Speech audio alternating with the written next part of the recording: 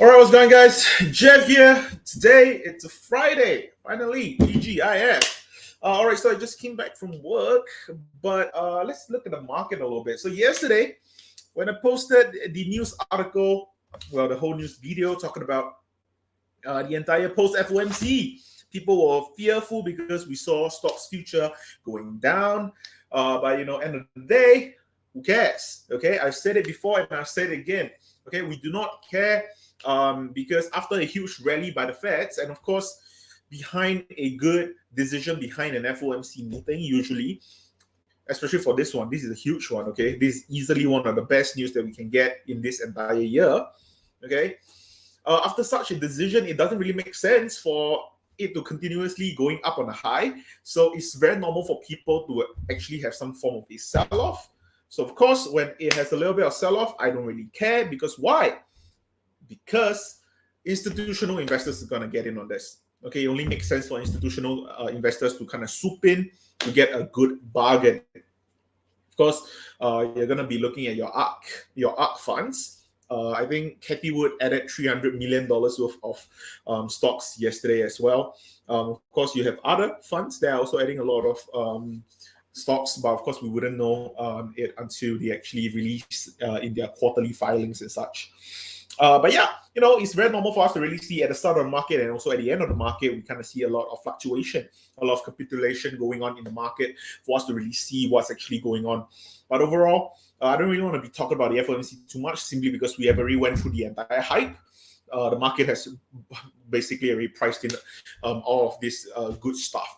Okay, let's start with what's going on in the market today. Okay, anyway, without further ado, let's go some news today. All right. So let me just go over to where is it? Okay, stocks futures slip on Ukraine escalation fears. This is something that is quite important because oil prices actually went up all the way to $107 a barrel. Okay, this is the aluminum index. Can I have this is the treasury yield. You know what? I'm just going to do it here. WTI prices. Okay, let's see. All right, crude oil currently at $103. Not exactly the best thing because we were expecting crude oil to actually go down a little bit. So similar to what I have been talking about for the past few weeks, possibly we might see oil prices kind of stabilizing about $100 or so. But of course, if we do see prices stabilizing at $100 or so, it's not inflationary fear per se, because that's going to be just 1 month of inflationary increment, aka upwards pressure for the oil prices. And the month after that, it's not going to be that crazy anyway, because they are going to be pricing in on the fact that oil per barrel is going to be about $100 or so. So unless if we get increment every single month, then you will see really high inflation fear. And of course, it's possible for us to really take into account of the whole Russia-Ukraine situation. And if we get more supply chain issues, if the UAE, if the Iran or Mexico and Canada refuses to actually give out oil, or they intend to increase the prices of oil and such, then of course there's going to be an issue. But of course, right now, we do not really want to be saying that it's hard for them to actually go around doing it, especially when UK is also going to UAE, trying to Saudi Arabia, trying to get more oil as well. Of course, with the Brent oil prices going up all the way to $107 per barrel, right now it's about $103. It is something to be a little bit concerned about, but I'm not going to be super duper worried about. Okay. Anyway, let's go. U.S. stock futures edged down as investors were concerned of further escalation in the war in Ukraine. This could lead to shortfalls of commodities supply. I think that this is a very, very old news at this point. Okay, as much as I want to say that this war is still ongoing, this is nowhere near over, we all understand that as well. Okay, but I do not think that the whole commodity supply is going to be that big of an issue. Like I said before, as much as we want to say the commodity supply would create a lot of inflationary fears, it's going to be for 1 month, okay? Unless if the inflation continues on, which is possible. If the whole supply chain collapses, then we might have to get other sources where then we have to create new trenches and such. But until then, I do not really see that big of an issue. Because all this is basically priced into the market to begin with, unless you're actually trading into wheat, aluminum, nickel, palladium, and oil, I guess. But if you're not trading in those commodities, chances are it doesn't really matter to you. Okay. futures tied to the S&P slid by 0.7%. Again, I'm telling you, okay, we had 2 successful days in a row. And let's not forget, today is a Friday, okay? I've been saying this forever, okay? People, especially day traders, swing traders, get out of their position on Friday. Why? Saturday and Sunday tends to give you the most amount of volatility, the most amount of uncertainty. 48 hours is crazy, especially political fights usually happens on Friday. Okay, big political moves, be it your bill coming out, there's going to be new infrastructure related issues that's going to be coming up. All this information tends to come out on a Friday. Okay, and the reason why they come out on a Friday is because they want to prevent people from just panic selling completely. Okay, if you actually go and time it out, go and read all the past article, big updates usually come on a Friday. Okay, and then followed by the Monday, you're going to see blood, of course. Okay, panic sellers are still going to sell. Okay, but at the same time, okay, do take into consideration that there are going to be people who, after digesting the news, and they still think that, it's not that bad and such. Okay, so do understand we had 2 good days. Okay, I had on Wednesday, I think it was a 9% day. And on Thursday, which is yesterday, I had a 7% day. Okay, so it's crazy. Just in these 2 days alone, I went up by 15%. Okay, 15% for my whole portfolio, which I'm very, very happy about. So, of course, it's normal for us to start to see some form of a retraction in the stocks market. It's only normal. Okay, do not think that people are starting to sell off in the S&P. Of course, we do not know. Okay, the market can easily be volatile, but enough of this matter. Let's continue. Okay. Let's see. Oil prices extended their climb into the second day, with Brent crude rising 0.7%. After jumping more than 8% on Thursday, the global benchmark traded at 107.43 a barrel. Traders remain concerned about lower oil supply due to a longer-term sanctions on Russia amid signs that the conflict may drag on. Russian and U.S. officials said Thursday that talks between Moscow and Kiev on a ceasefire hasn't yet progressed. Biden is scheduled to speak with Xi Jinping on Friday and is expected to try to deter Beijing from supporting Russia in the Ukraine war. All right. So, actually, you know what? Let's leave this first because I want to leave the whole China talk at the end. There's going to be a lot of one shot. We're going to be talking about the entire thing about China's situation all the way at the end. So I'm just going to cover some of the other news first, okay? Mortgage rates top 4% for the first time since 2019, which is very, very good, okay? Let's be honest. We do want mortgage rate to go up as much as it is kind of bad for people who are trying to buy houses and such. Mortgage rate tends to show kind of reflect progress in the market as well, which is why I kind of enjoy seeing such a thing. Of course, having mortgage rate at $0, 0%, is great and all. Okay, it simply means that you're gonna have a hotter real estate market. Very good. Okay, but at the same time, it simply means that you're gonna be creating some form of an inflation for housing prices, because with lower interest rates, it simply means that more people want to buy houses, and the people who want to sell the houses would just basically be like, okay, since you want to buy it so much, what if I increase it by 10%? Do you still want it? And people just said, okay, yeah, 10%, I'll still get it. Okay, especially in the US, if you're looking at the California, the LA, even at I don't think Missouri is doing very well, but Florida is not doing very well either. But if you're looking at the higher echelon of the states, you get very, very good rates. Of course, the lower part of it, where you look at like Missouri and Florida and such, of course, mortgage rate is still going to be high, but the inflationary pressure on house prices do not actually, it does not really continue according to the flow of things. But yes, it's good that we see since 2019 is essentially pre-COVID, okay, which is very important for us to really take into consideration that mortgage rate is finally starting to see some form of a recovery. Okay, and of course, like all recovery comes in about a year, you'll start to hear people talk about it being a bubble again. So I don't know. Okay, so it's a good thing that we see mortgage rate go up. All right, Bank of England raises key rate for third time, cites Ukraine price pressures, which is very, very good. So BOE, which is Bank of England, is raising their interest rate for the third time now. which is I'm almost certain that they're doing a 25 basis point as well. So right now they're at 0.75%. They are lifted to 0.75% from 0.5% because they are now just going through a 25 basis point increment every single time. So it's very nice for us to actually see this, because basically for the next for the next 2 quarters, there's a very, very good possibility that we'll be actually looking at how Bank of England is going to be doing it, and the US economy is going to be following it as well. Okay, if the BOE, if Bank of England, or in general UK, if they cannot really handle this sudden increment of rate at a very, very fast pace, if I'm not mistaken, right now BOE is currently doing about 7 weeks interval for every single 25 basis point increment. So essentially, we are going to be doing the same thing. And right now, the Federal Reserve in BOE basically is saying that, Ukraine price pressure is one of the reasons why they have to increase the basis point. And I'm not going to be very surprised if they suddenly cites a 50 basis point increment in next interest rate hike, because let's be honest, in the next hike, it's most likely going to be coming out after a CPI reading, be it the US CPI reading or the UK CPI reading. We don't care, because inflation is going to work either way, right?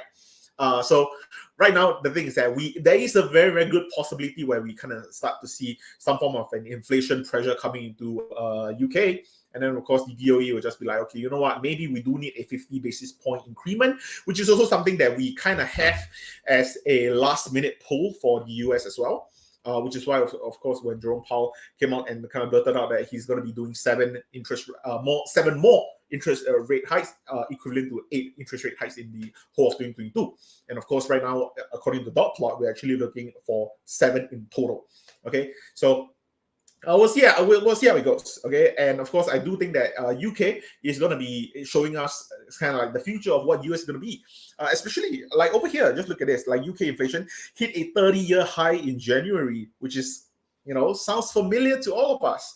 Of course, in US it's a little bit worse. So we hit the highest in 40 years. But I mean, at this point, 30 years, 40 years, no one really care. Okay, right now we just want to look at rates and such. And I do think that BOE is the Bank of England is doing really, really well with this, which is why this is a good thing, because if the UK is doing very well with this, there is a very, very good possibility that Jerome Powell might actually come out and just be like, just look at the UK. Okay, by us increasing rates 25 basis point per half a quarter and such, is doing great for the country, and I don't think that that's going to be affecting us. And with a tight economy and also a hot economy, we don't really care. And this way, we can actually get rid of inflation at a very, very fast rate, which is very, very important. Okay, of course, once inflation is over, then they can start to kind of taper downwards on the interest rate hikes and such. So very, very important for us to really look into this. All right. China. Okay, inside the nickel market failure, massive trades, the exchange didn't see. So, of course, the whole Ukraine situation broke the nickel market. For people who do not know about this, the precious metal or nickel market or the aluminum market was actually closed for 3 days in the UK, the London exchange, because prices of all these precious metals suddenly went so volatile to the point where the exchanges thought that it's impossible for them to actually track all of them, and they just shut it all down. Okay, kind of interesting for us to really see that happening to exchanges in London as well. Okay, the risk has been building for years. Banks and brokers led heavily to producers and speculators eager to take a position on the humble metal, a key ingredient in stainless steel and electric vehicle batteries. That's for nickel, of course. The exchange in London, where metals have traded for 145 years, failed to see the mounting danger. The simple fact here is that we did not have visibility over the size of the risk. Let's see. The shutdown left nickel company rudderless for over a week before limited and chaotic trading activity resumed on Wednesday. The market has been glitchy, with price falling to LME's, which is London's metal exchange. Freshly imposed daily limits. Some trades went through below those levels, including early Friday, leading the LME to cancel more transactions.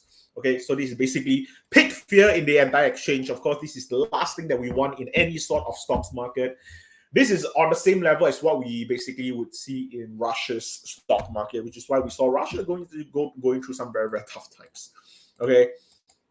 All right. I think that's all. Oh, okay. The last one before we actually start on the China situation. All right. So we'll be having a triple witching today. Okay. I did not realize that we'll be having a triple witching today. And the triple witching is gonna be about a $3.5 trillion triple witching event. Okay, and for people who don't know about triple witching, simply means that all the options via your equity, the stocks, the futures and such, all these options are gonna be expiring today. Okay, on different segments of things. Today, the three of them are all going to be consolidating to one, because Fridays is usually when all the options usually expire and such. So usually you have like your triple witching and your quad witching are the ones that usually are worth mentioning about.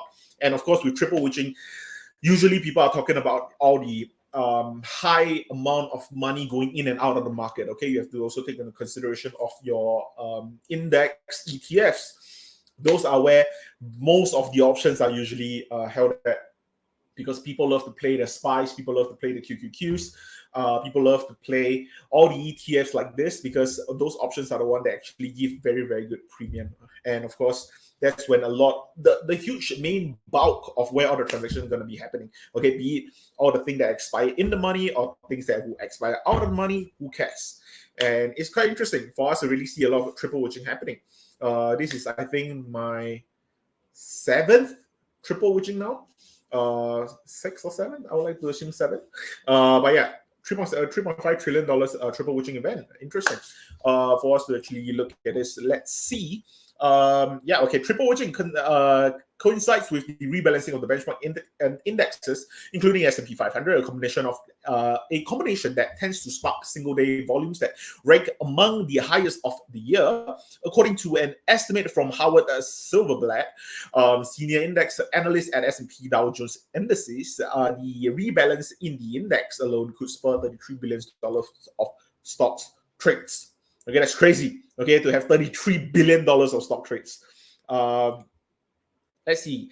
Yeah, like I said, okay, there's going to be a lot of option on your SPY and your QQQs. That's kind of expected on our side to begin with.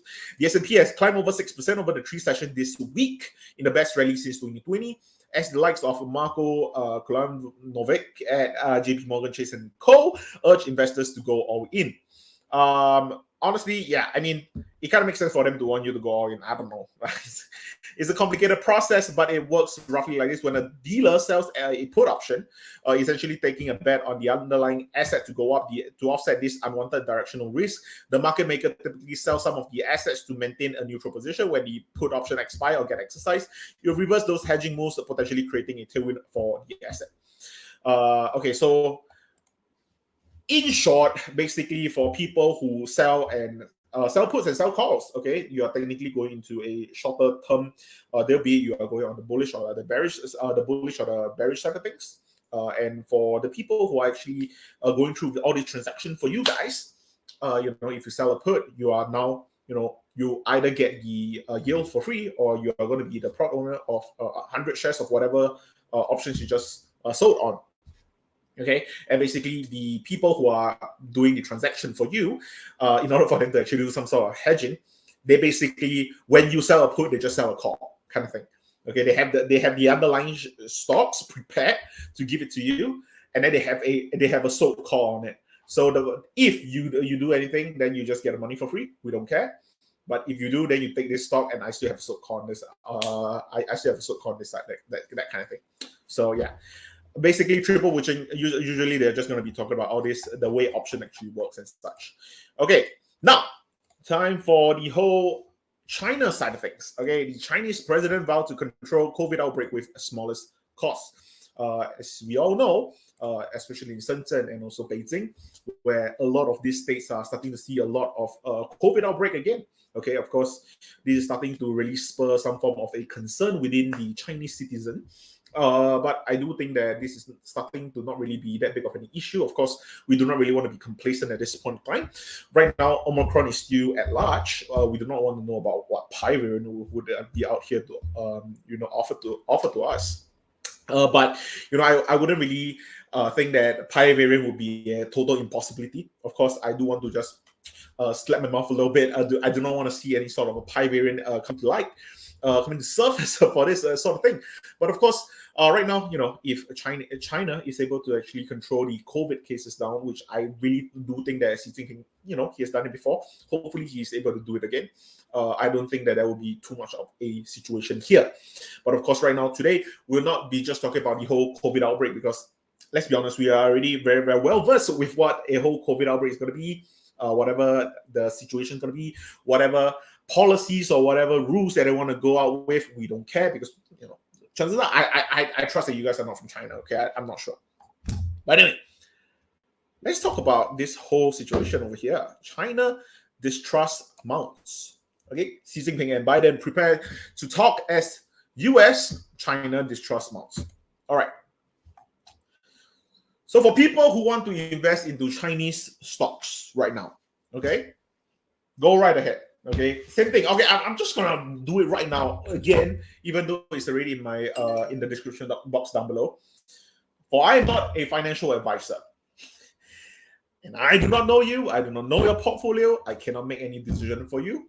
So whatever I say is purely my own opinion and what I do for my own portfolio. Okay. So for China at the moment, if you want to get into China, go right ahead. Be my guest, because personally, I'm not going to be getting to China right now. Why? Because let's get this straight. Right now, China is most likely one of the remaining allies of Russia. And of course, with Russia getting so much sanctions, so much BS from all these other neighboring countries, and all the countries who are not even neighboring them, okay, even outside of Asia, throwing sanctions at them. And let's not forget, we have Switzerland. Switzerland, essentially the country that do not give anything about, do not give a damn about anyone else. Even they are throwing sanctions at Russia. And now you're thinking back, if China continues to, show support for Russia, chances are, sanctions might be heading towards China instead.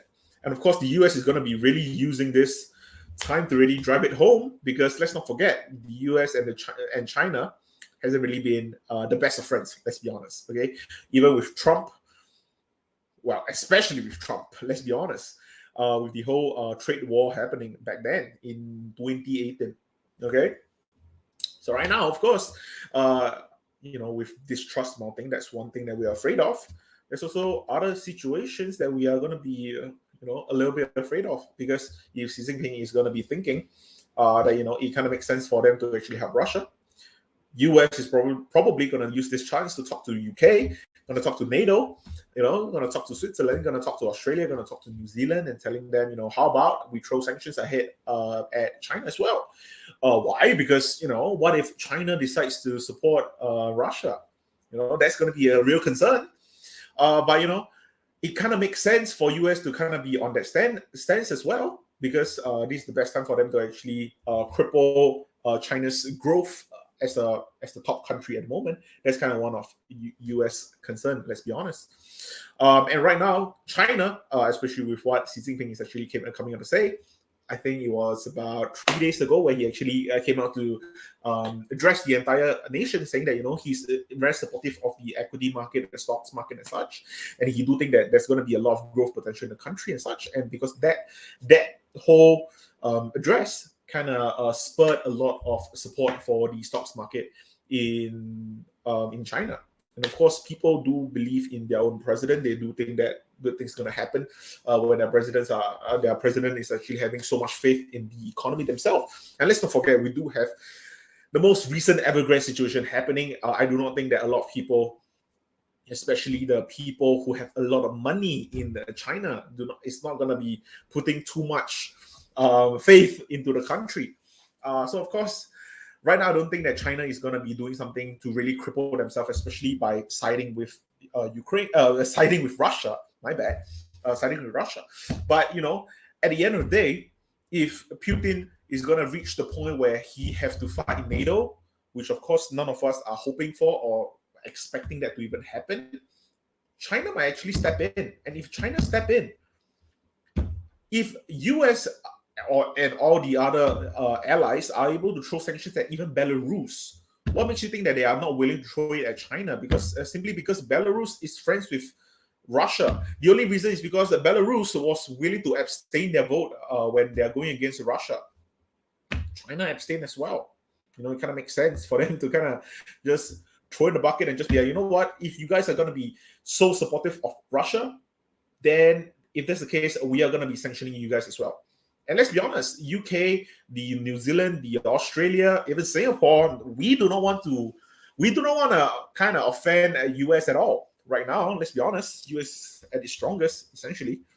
But of course, we are not doubting that China is going to be a force to reckon with either. Of course, right now these are basically two of the biggest force in the world. Okay, and my concern right now is very, very obvious, because if China get into this, we're toast. Okay, if you're getting into China equity right now, you're gonna get toast. What are you gonna do? The moment they say that they're gonna be supporting Russia, everyone's gonna point their stuff over at China. Chinese economy is gonna get hit. Okay, and do understand this. Okay, right now, no one is really pointing their guns at China at the moment. Okay, and let's see. Can I find Alibaba? I don't say it like that, but can I find Alibaba? That's BABA. Let's see. All right, Baba. All right, Baba. If you guys want me to give you a 52 weeks high, Baba was about $319 at its highest. Okay, aka at the end of 2020, Alibaba was all the way at $319.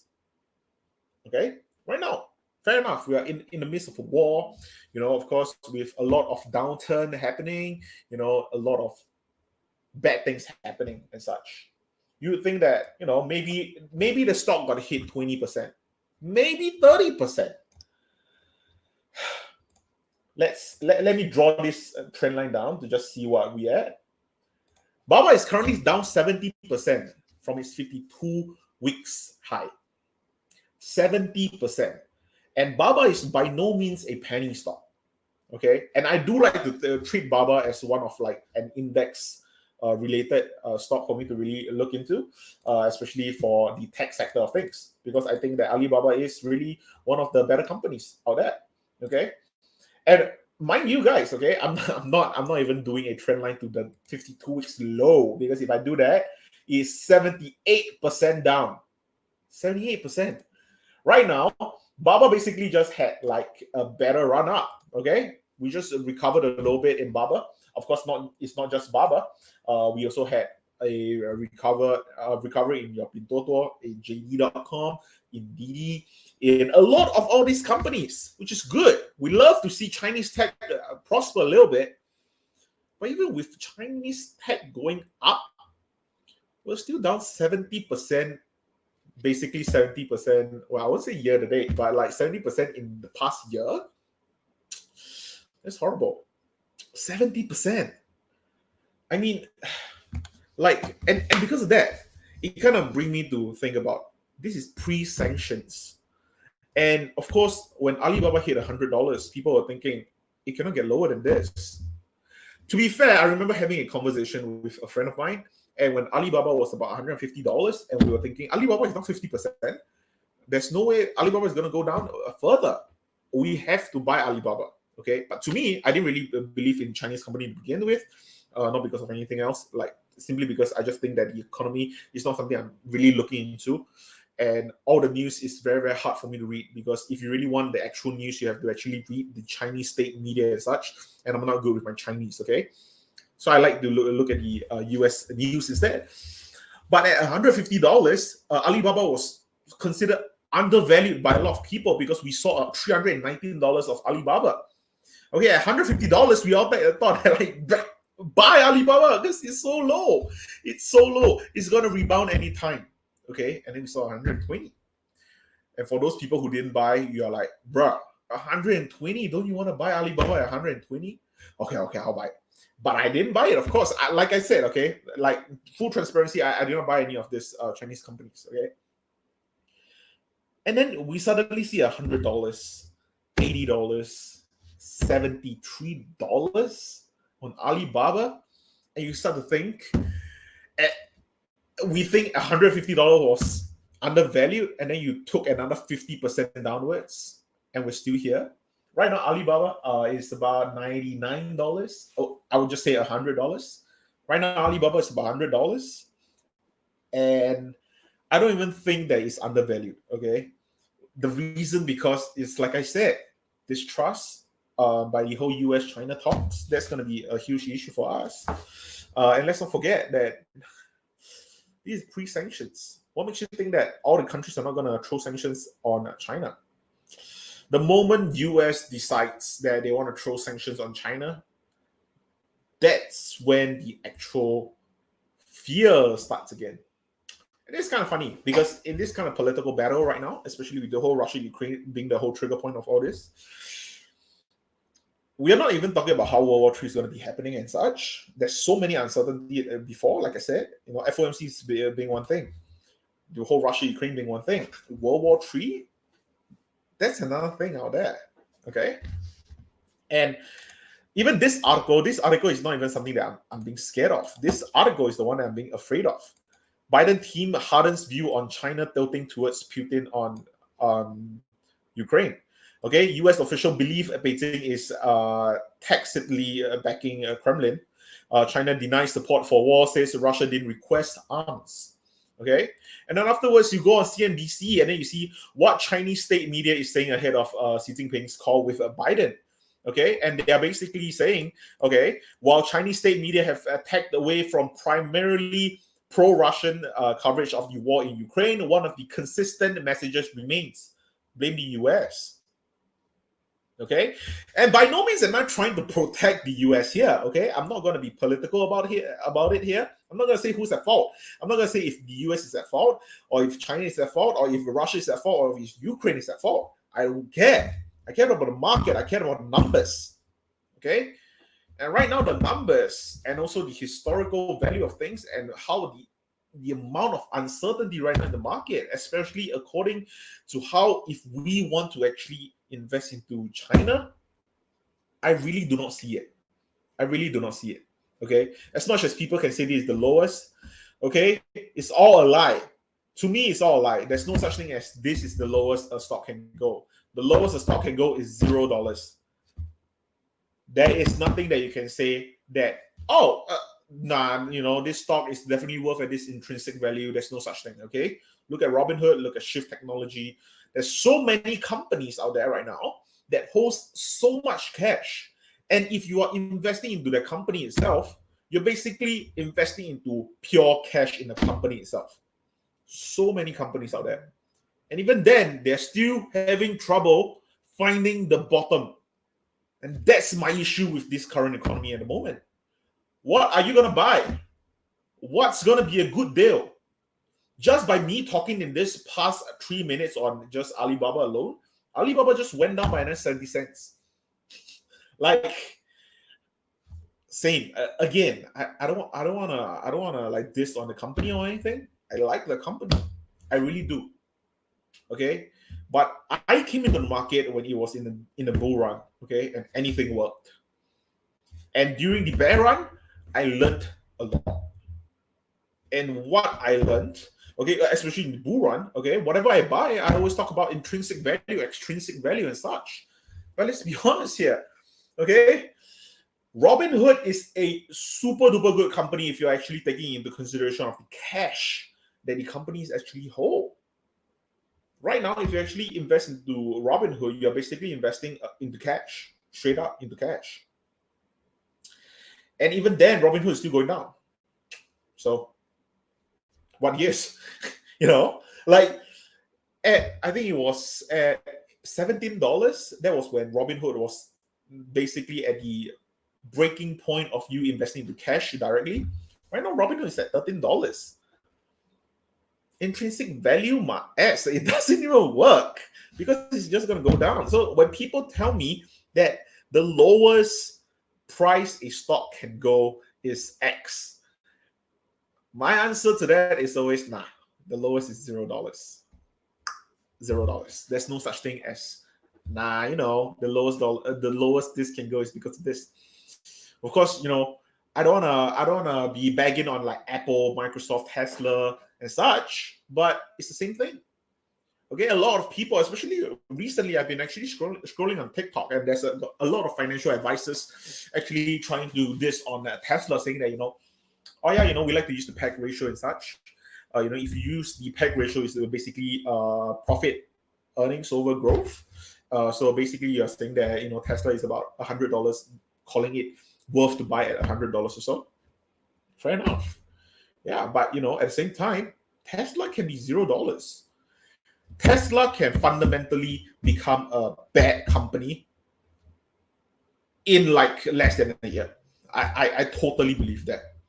And that's how a lot of bad companies actually come about. A lot of companies are not, they did not become a company because they wanted to be a bad company. They thought that they were a good company, and then eventually people found out the buzz. People think that this is a bad company, and that's kind of my concern for all these Chinese company. And I'm not dissing all this Chinese company. I'm not saying this Chinese company are bad, but they are not at their bottom. I don't see them at their bottom at the moment. Okay, pre-sanctions. Right now they are at pre-sanctions, and pre-war. Post-sanctions is one more thing. Okay, let's be honest. Okay, if I'm going to be putting some form of a projections for Alibaba, for example, of course, this is of course in a very worst case scenario sort of setting. And I'm not saying by any means that I wish for this to happen, because of course I do not want this to happen. If Alibaba post sanctions could easily drop down all the way to like $60, $60 would be about that, 60, 65-ish.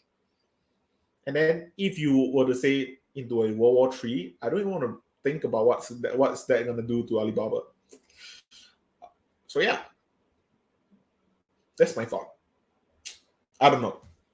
Okay, anyway, enough about this. Gosh, if anything, I can actually make a video about the whole Chinese market for my weekly video tomorrow. Maybe, I guess. But I'll think about what I want to do for the video tomorrow. I need to actually think about it as well. There's a lot of topics that I really want to talk about, but I want to actually find a good topic for me to really, ramble on about, because I want to make it fun for myself as well. But yeah, anyway, thank you guys so much for watching.